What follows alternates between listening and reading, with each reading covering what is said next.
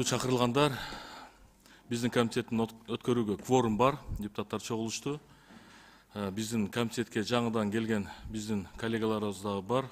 Малиев Арсланбек Касымакунович, ошондой эле Сойманов Элдар Нурланович, эки коллегабызга дагы биздин комитетке келишиңиздер менен, сиздер менен дагы ийгиликтүү иштешебиз деген жакшы үмүт тилегимди билдиргим келет. Ишиңиздерге ийгилик каалайбыз. Урматтуу депутаттар, сиздерге бардыгыңыздарга күн тартиби таркатылган. Күн тартиби боюнча кимиңиздерде кандай сунуш бар? Президенттин өкүлү. Саламатсызбы, урматтуу депутаттар, урматтуу Улан Бердебаевич. Күн тартибинде 6-чы маселени күн тартибинен алып коюңуз суранабыз да сиздерден. Исламович. Чоң рахмат, Улан Бердебаевич. Саламатсыздар, урматтуу кесиптештер. Улан Бердебаевич, бүгүн күн тартибинде ар кандай маселеге Страсбург шаарына биздин кесиптештерди иш сапары боюнча жөнөтүүгө ушул ар кандай маселелерге киргизип койсоңуз. Макул. Каршылык жок, урматтуу депутаттар? Анда урматтуу депутаттар айтылган сунуштар менен, алымча кошумчалар менен күн тартибин толугу менен добушка коем. Макул деген депутаттар добуш берип койсоңуздар. Макул. Каршы жок. Рахмат. Урматтуу депутаттар, күн тартибинде мына 5 маселе сиздерде бардыгы 3-чү окууда. Ушул аталган маселелерди каршы болбосоңуздар, стенограмма үчүн окуп, суроо жок, жок эле колдоп берсек кандай дейсиздер? Бардыгы 3-чү окууда, урматтуу коллегалар. Каршылык жокпу? Бардыгы Эрлан Калчураевич буга чейин талкуулаганбыз 3-чү окууда.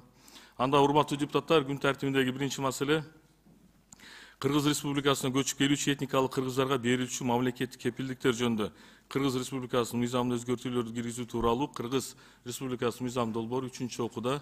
Урматтуу депутаттар, буга чейин дагы 1-чи, 2-чи окууда комитетте, анан кийин пленарлык жыйында дагы урматтуу коллегаларыбыз депутаттар колдоп берген. Урматтуу депутаттар, аталган мыйзам долбоору 3-чү окууда суроолор барбы? Анда мен добушка коем, кортундусу бардыгы сиздерде бар. Макул деген депутаттар добуш берип койсоңуздар. Макул. Рахмат. Күн тартибиндеги кийинки маселе 2-чи. 2007 жылдын 23 ноябрында Гаагада кабыл алынган балдарга алименттерди өндүрүп алуунун эл аралык тартиби жана үй бүлөнү багуунун башка формалары жөнүндө конвенцияга Кыргыз Республикасынын кошулуусу тууралуу Кыргыз Республикасынын мыйзам долбоору. Аталган мыйзам долбоорудагы урматтуу депутаттар бул стандарттуу 3-чү окууда эл аралык конвенцияга кошулуу боюнча. Суроолор барбы? Макул деген депутаттар добуш берип койсоңуздар. Кортундусу бар. Бардыгы макул. Рахмат.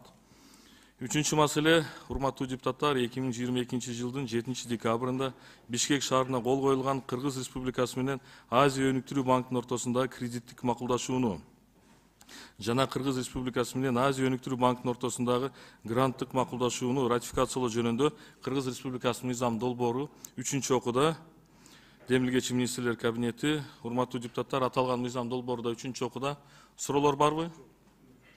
Кортундусу бардыгыңыздарга таркатылып берилген. Макул деген депутаттар добуш берип койсоңуздар. Макул. Баары макул. Каршы жок. Рахмат. 4-чү маселе, урматтуу депутаттар, 2023 жылдын 3 мартында Лондон шаарына кол коюлган Кыргыз Республикасы менен Европа реконструкциялоо жана өнүктүрүү банкынын ортосундагы кредиттик макулдашууну жана Кыргыз Республикасы Чакан ГЭС ачык акционердик коом менен Европа реконструкциялоо жана өнүктүрүү банкынын ортосундагы гранттык макулдашууну Лебединовка ГЭСин реконструкциялоо долбоору ратификациялоо жөнүндө Кыргыз Республикасынын мыйзам долбоору. Аталган мыйзам долбоорудагы урматтуу депутаттар 3-чү окууда. Процедурный. Чыңгыз Азаматович. Рахмат, урматтуу урматтуу кесиптештер. Чү дегенде эле насаялар менен байланыштуу биз сүйлөшпөдүк беле. Ар бир насая боюнча өзүнчө көзөмөлүбүздүн функциябыздын алкагында маселе жарым жылдан кийин, 1 жылдан кийин карайбыз, бизге маалымат берсин деп ушундай корутундубузга кирип коелу, урматтуу. 1 жылдан кийин маалымат берсин, керек болсо атүгүл ушул объектке чейин барып келип карап көрөлү. Макул, сунушуңузду кабыл алабыз, чечимге киргизебиз. Урматтуу депутаттар, добушка коем. Макул деген депутаттар добуш берип койсоңуздар. Макул. Каршы жок, баары макул. Рахмат. Урматтуу депутаттар, күн тартибиндеги кийинки маселе Кыргыз Республикасынын жарандарынын жалпыга бирдей аскердик милдети жөнүндө аскердик жана альтернативдик кызматтар жөнүндө Кыргыз Республикасынын мыйзамына өзгөртүүлөрдү киргизүү тууралуу Кыргыз Республикасынын мыйзам долбоору 3-окууга киргизилет. Урматтуу депутаттар, аталган мыйзам долбоору дагы толук кандуу пленардык жыйында дагы комитеттерде дагы колдоо тапкан. 3-окууда суроолор барбы, урматтуу депутаттар? Суроолор жок болсо корутундусу баардыгы сиздерге таркатылып берилген. Макул деген депутаттар добуш берип койсоңуздар. Макул? Каршы? Жок. Рахмат. 6-чы маселени, урматтуу депутаттар, өзүңүздөр күбө болдуңуздар. Кабминдин өкүлү чакыртып алды аталган мыйзам долбоорун. 7-чи маселе. Эл аралык чукул жардам жөнүндө Кыргыз Республикасынын мыйзамына өзгөртүүлөрдү киргизүү тууралуу Кыргыз Республикасынын мыйзам долбоору 2-окууга киргизилет. Урматтуу депутаттар, аталган мыйзам долбоорун 2-окууга киргизилип атат. Кыскача баяндама үчүн Мазаримов Акылбек Абдувалиевич, баяндама үчүн сөз сизге берилет. Аталган мыйзам долбоору боюнча Жумабековдон келип түшкөн, жалпысынан 2 аталган мыйзам долбоорунан сунуш келип түшкөн. Онда Акылбек Абдувалиевич, баяндама үчүн сөз сизге берилет. Рахмат, урматтуу депутаттар. Сиздердин карооңуздарга эл аралык чукул жардам жөнүндө Кыргыз Республикасынын мыйзамына өзгөртүүлөр киргизүү тууралуу мыйзам долбоору кароого киргизилет. Бул жерде негизги киргизилип жаткан толуктоолор бул жердеги 13-чү беренеге бул жердеги ошол калыбына келтирүү жумуштары бүткөндөн кийин 6 айдын ичиндеги келип түшкөн эл аралык чукул жардамдар пайдалануу жөнүндө Кыргыз Республикасынын министрлер кабинетинин расмий сайтынын отчету жарыялоо жөнүндө бул милдеттүү түрдө киргизиш керек деген. Экинчиден, ошол эл аралык жардам келип жаткандагы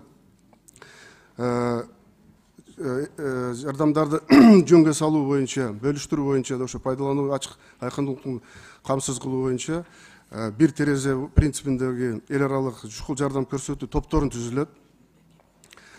Андан кийинки өзгөртүү киргизүү бул акчалай түшкөн каражаттарды мамлекеттик органдарга түшүрүү жана ошонун колдонуу боюнча тартиби.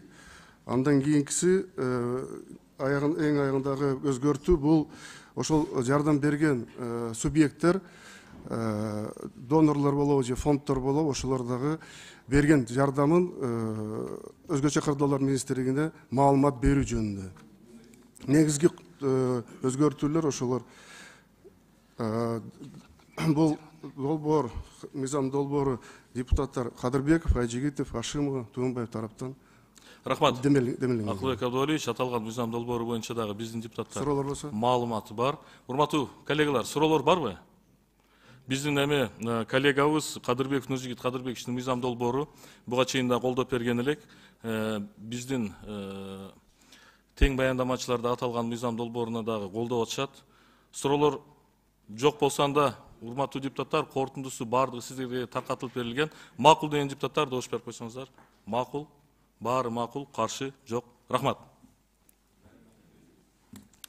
Урматтуу депутаттар, күн тартибиндеги кийинки маселе 2009-жылдын 20 ноябрындагы көз карандысыз мамлекеттердин шериктештигине товарлардын чыгарылган өлкөсүн аныктоонун эрежелери жөнүндө макулдашууга өзгөртүүлөрдү киргизүү тууралуу протоколдун долбоору. Аталган бул жөн гана макулдашуу.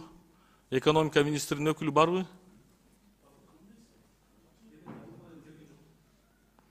Аталган маселе боюнча баяндаманы ким кылат анда? Эгерде экономика министрлиги келбесе. Урматтуу кабинет өкүлү.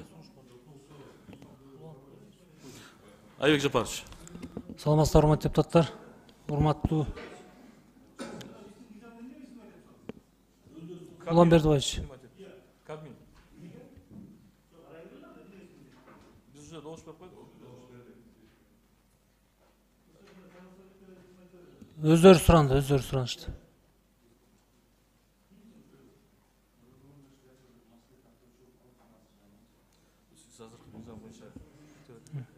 сегизинчи маселе.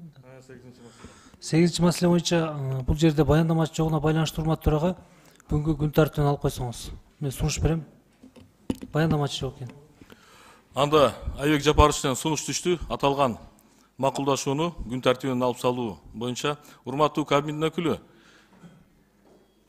сиз эске салып койсоңуз, бул жерде маселе каралып атса, күн тартиби каралып атса, эмнеге экономика министрлиги келбеди? Улан Бердибаевич, аталган маселе боюнча азыр бюджет комитет параллельно келип калат азыр 5 мүнөттө. Шалиев Карабекович, сөз сизде. Урматтуу, мына 6-чы маселе боюнча мыйзамдын демилгечиси биздин урматтуу депутатыбыз демилгелеп аткан. Өзү демилгечинин уруксаты жок эле бул жактан өкмөттүн өкүлү алдырып атат да. Ошон үчүн Бул кабинеттин мыйзамы, Улан Бердибаевич. демилгечи өзүн укпайлы демилгечисин. Сунуш. Мейли аягында коюп бериңиздер, азыр муну карайбыз. Эми сунуш айтканда тактап коелу да, жөн эле алып сала бербейчи, аны коюп сала бербей. Тактайлы да кичине. Урматтуу депутаттар, 8-чи маселени күн тартибинен алып салуу боюнча добушка коюм. Макул деген депутаттар добуш берип койсоңуздар. Макул, каршы, жок, рахмат. Кийинки маселеге өтөбүз, урматтуу депутаттар. Кыргыз Республикасында дарыялардын жээктерин суу жеп кетүү менен байланышкан кырсыктардын тобокелдигин алдын алуу жана азайтуу маселелери боюнча Кыргыз Республикасынын министрлер кабинетине тапшырма берүү жөнүндө Кыргыз Республикасынын Жогорку Кеңешинин токтом долбоору демилгечи Азыгалиев Нурланбек Асанбекович биздин коллегабыз. Урматтуу депутаттар, аталган токтом долбоор боюнча суроолор барбы?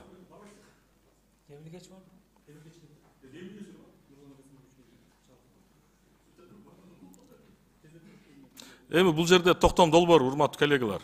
Аны добушка коюп койсок деле болот. Макул деген депутаттар добуш берип койсоңуздар, токтом долбоору баарыңызга таркатылып берилген. Рахмат. Урматтуу депутаттар, күн тартибинде бизде 6-чы маселени күн тартибинен алып салуу боюнча кабинеттин өкүлү суранды эле. Бул жерде Нурбек Өмүрбекович, аталган маселени биз күн тартибинен алып атканда бизге бул жерде демилгечи министрлер кабинети деп берилген үчүн биз күн тартибинен алып салдык. Ал жерде сизди демилгечи катары көрсөтүлбөптүр. Ошон үчүн сиз туура түшүнүң. Жок, мен макулмун, эми мен суранып атам сиздерден. Күн тартибине кайра коюп карап бериңиздер. Аны добуш менен чечесиздер. Айбек Жапарович. Мен сунушум кайра күн тартибине киргизүү боюнча сунуш берем маселени. Урматтуу депутаттар, күн тартибине аталган маселени кароо боюнча добушка коем. Макул деген депутаттар добуш берип койсоңуздар. Рахмат. Урматтуу депутаттар, анда күн тартибиндеги ар кандай маселелерден мурун азыр биз Кыргыз Республикасынын коргонуу чөйрөсүндөгү айрым мыйзам актыларына өзгөртүүлөрдү киргизүү жөнүндө Кыргыз Республикасынын мыйзам долбоорун карайбыз. 2-нчи окууда баяндамачы Нурбек Өмүрбекович, сиз өзүңүз баяндама кылып бересизби? Карасартов Алмазбек Оганович. Баяндама үчүн сөз сизге берилет. Келиңиз.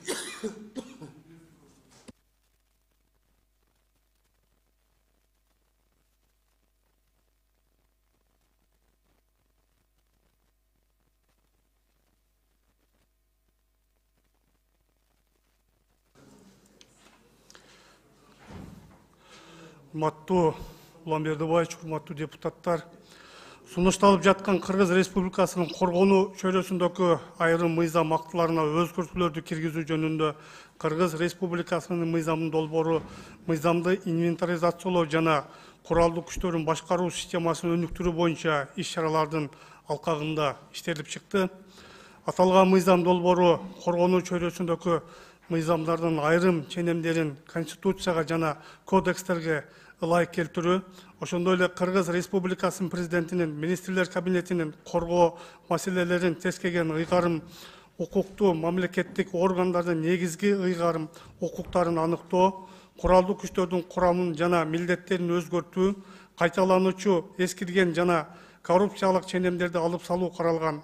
Мындан сырткары айрым ченемдерди иретке келтирүүгө, жакшыртууга, мамлекеттик жана расмий тилдеги дал келишпеген келишпестиктерди жоюуга багытталган. Белгилей кетсек, мыйзам долбоору менен аскер кызматындагы маселелерди жөнгө салган 10 мыйзамга тиешелүү өзгөрүүлөрдү киргизүү каралган. Куралдуу күчтөрдүн жалпы аскердик уставтары боюнча Кыргыз Республикасынын мобилизациялык даярдык жана мобилизация жөнүндө Кыргыз Республикасы мыйзамы боюнча аскердик наамдарды класстык чендерди, атайын класстык чендерди жана атайын наамдарды белгилөө жөнүндө Кыргыз Республикасынын мыйзамы боюнча аскер кызматчылардын жана окуу менен атайын жыйындарга чакырылган аскерге милдеттүүлөрдүн жана аларга теңештирилген адамдардын өмүрүн жана саламаттыгын милдеттүү мамлекеттик камсыздандыруу жөнүндө Кыргыз Республикасынын мыйзамы боюнча. 5. Аскер кызматынын материалдык жоопкерчилиги жөнүндө Кыргыз Республикасынын мыйзамы боюнча. 6. Кыргыз Республикасынын жарандардын жалпыга бирдей аскердик милдеттери жөнүндө, аскердик жана альтернативдик кызматтар жөнүндө.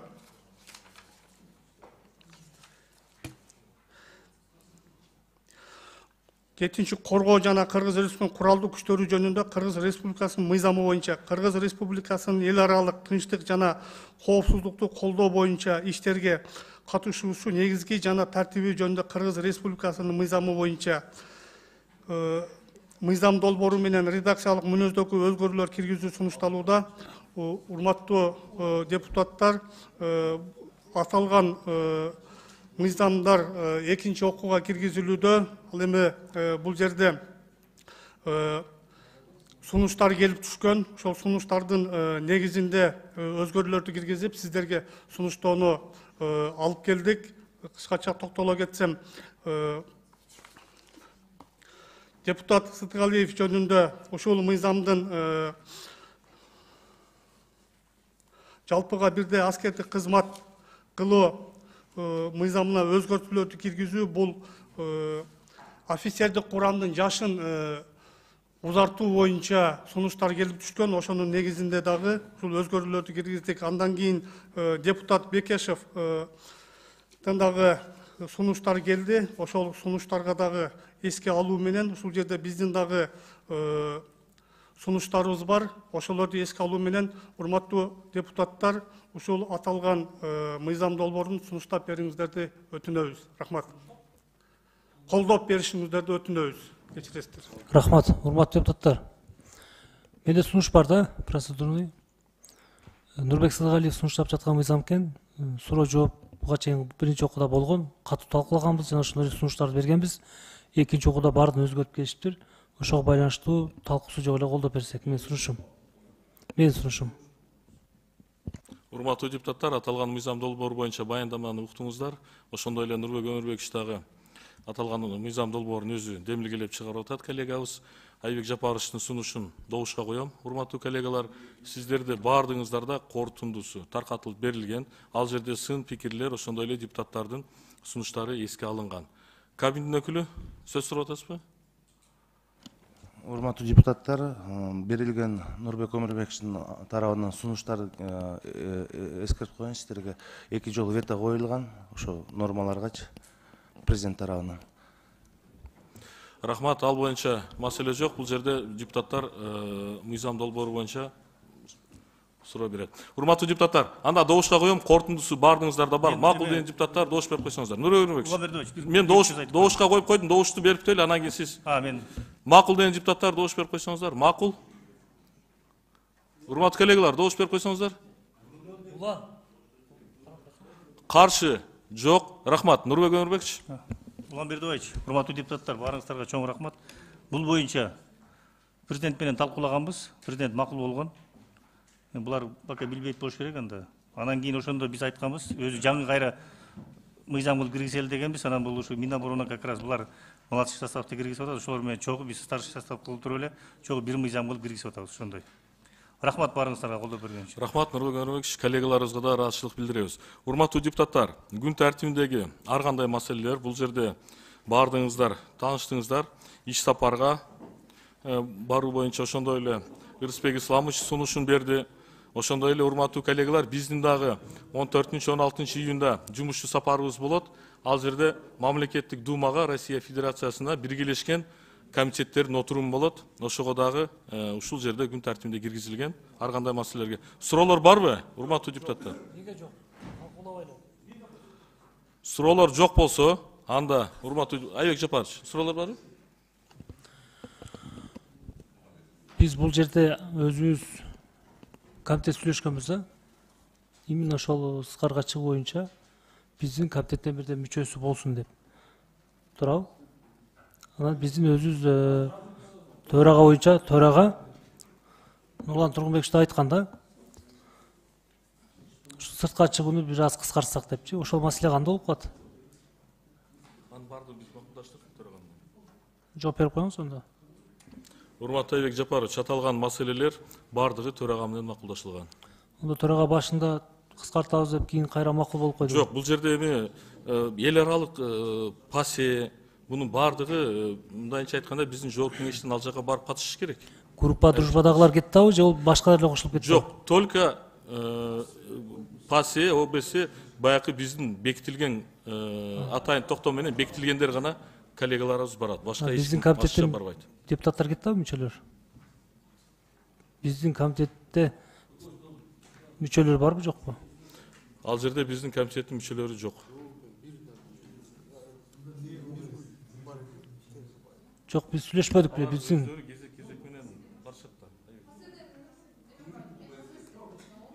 Жок, биз сүйлөшпөдүк беле, биз комитет мүчөсү сөзсүз барсын деп. Чечим кабыл алганбыз да. Сиз барсызбы? Макул анда. Макул.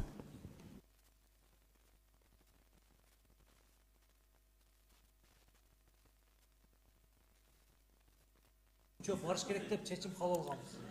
Рахмат. Анда башка суроолор жок болсо, Чыңгыз Азаматович. Урматтуу төрага, урматтуу кесиптештер, маалымат катары силерге кабар берейин деп атам. 23 июнда биздин комитетибизге караштуу атайын туруктуу максаттарга жетиш үчүн жумуш топ түзүлдү. 32 депутат кирет ушул топко. Эл аралык уюмдардын жетекчилеринин катышуусу менен түштөн кийин саат 2:30 жалпы жыйын залында кеңейтилген жыйынды өткөрөйүн деп атам. Баарыңыздардын дарегиңиздерге тийиштүү кат жазып, мен жолдодум. Маалымат катары айтып атам, алдын ала сураныч комитеттин мүчөлөрү баардыгы катышса жакшы болот эле, чакырып атам. Чоң рахмат. Рахмат, Чыңгыз Азаматович. Шайлоо Карыбекович. Рахмат, урматтуу төрага. Биздин эл аралык коопсуздук комитетинде буга чейин дагы чечимдер кабыл алганбыз. Мына бүгүнкү күндө миграция маселеси жана тышкы биздин мамлекеттин атынан барган элчилер маселеси ачык турат. Ошолор боюнча ким так маалымат берет? Кайсыл элчи келип биринчи бизге иш аракеттерин, ишмердүүлүктөрү жөнүндө маалыматтарды берет жана ушул боюнча биз күн тартибине качан койдук? Сиз тышкы иштер министри менен байланыштарыңыз кандай болот экен?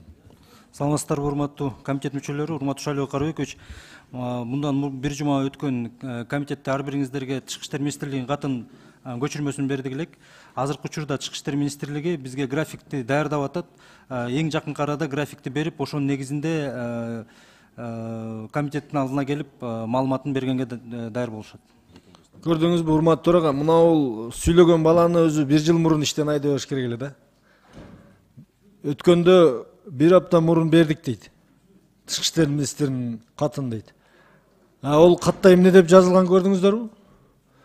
Биз Кыргызстандын элчилерин сиздерге Кыргызстанга бир иштер менен келип калса, ошол учурда гана кабыл алышыңарды сунуштайт элек деп жазып коюптур. Ушуну бул бизге мындай кылып туруп коюп атат да. Бул эмне деген жооп?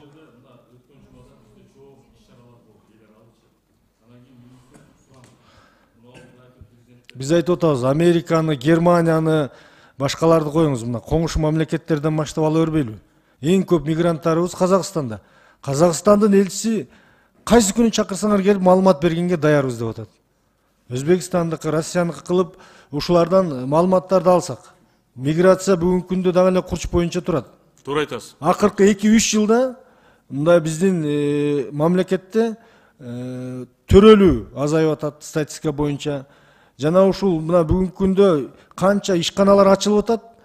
ошол жерге ишке тартайын десек, ишке жарактуулардын баары чыгып кетип атат дейт. Булар боюнча так маалыматтарды элчилерден жана өзү уксак да. Туура айтасыз. Урматтуу төрага. Мен толук менен кошулам. Мен процедура урматтуу төрага мындай да. Айыл Жапарович. Шайлоо Караевич эң туура нерсени айтат. Ар кандай маселе болчу мен процедура деп чыктым. Чындыгында бизге көптөгөн биздин мигранттар кайрылып жатат да. Көйгөйүн айтып жатат. Ошол жерде кээ бир элчилер жакшы деп атат. Кээ бир элчилер жөн эс алып жүрөт да. Ошол биз бул жака чакырып суроо жооп кылышыбыз керек, айтышыбыз керек. Мүмкүн болсо жеринен бар ошол жактан комитетти ошол жакта өткөрөлү Москвада. Бул жаканын тышкы иштер министри антип бизге жооп бергени өтө туура эмес да. Пендеге таянбасын деп айтып кетет элем да. Рахмат. Рахмат. Урматтуу депутаттар, аталган мына ар кандай маселелердин чекесин баардыгын мына айтып өттүм сиздерге. Аталган ар кандай маселелерди добушка коеюн. Суроолор жокпу башка? Азыр ар кандай маселени азыр жаап коелу добуш берип. Макул деген депутаттар добуш берип койсоңуздар. Каршы? Жок. Рахмат. Аталган Шайлоо Карабекович, сиз маселени Урматтуу төрага, ошол мисалы биз кече Пакистанда болдук, ал жакта элчилик тарабынан сонун проекттер жөнөтүлүп турду өкмөтүбүзгө. Ошолорду деле аткарбай жатат. Башка элчилерибиз сон мындай сунуштарды берип атат. Алар биз иш алып барышыбыз керек да өкмөт менен, элчилик менен. Мындай блокировка кылып койгонубуз туура эмес деп эсептейм. Туура айтасыз. Эмдиги отурумга улук давай эң жакынкы элчилерди чакыртып күн тартибине киргизип ушул маселени карайлы. Болду эми жетишет эми тышкы иштер министрлигин эми андай сыйлап айттык, мындай сыйлап айттык. Эми утуруп эле ал маселени көтөрө бербейли. Анда урматтуу депутаттар, күн тартибиндеги маселелердин баарын карап бүттүк. Активдүү катышып бергениңиздер үчүн чоң ыраазычылыгымды билдирем. Баарыңыздарга чоң рахмат.